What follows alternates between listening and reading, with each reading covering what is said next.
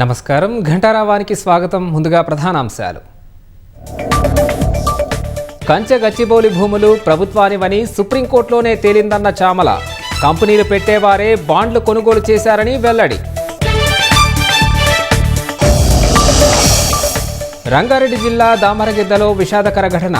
కారులో ఊపిరి ఆడక 2 చిన్నారులు మృతి.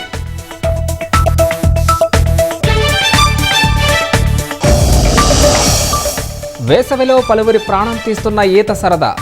మహబూబ్ నగర్లో క్వారీ గుంతలో మునిగి 3 మృతి.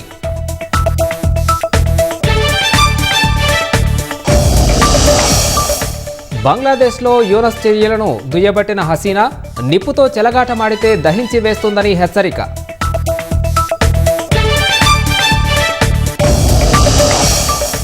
అమెరికా పౌరుల విదేశీ జీవిత భాగస్వాములకు వీసా కష్టాలు.